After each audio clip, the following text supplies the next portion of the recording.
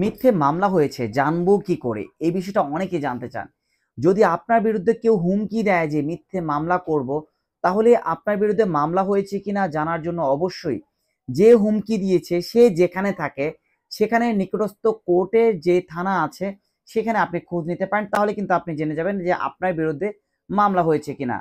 অথবা আপনি যেখানে বসবাস করছেন অথবা আপনার যেখানে কর্মস্থল সেই থানার আন্ডারে যেই কোর্ট আছে সেই কোর্টে যদি আপনি খোঁজ নেন তাহলে কিন্তু স্পেসিফিকলি ক্লিয়ার হয়ে যাবেন যে বেসিক্যালি কেউ আপনার বিরুদ্ধে মামলা করেছে কিনা। অর্থাৎ যারা এই ভয় পান যে আমার বিরুদ্ধে মামলা হয়েছে কিনা জানবো কি করে, এই ভয়কে অবসান করার জন্য অবশ্যই যে মামলা করতে পারে সেই যেখানে থাকে সেই কোর্টে খোঁজ নিতে পারেন। অথবা আপনি যেখানে থাকেন আপনি সেখানে খবর নিতে পারেন। অথবা যেখানে ঘটনাস্থল হওয়ার সম্ভাবনা রয়েছে সেখানে আপনি খোঁজ নিতে পারেন। সেই কোর্টে যদি আপনি খোঁজ নেন অবশ্যই কিন্তু আপনি জেনে যাবেন বেসিক্যালি আপনার বিরুদ্ধে কেউ মিথ্যে মামলা করেছে কিনা।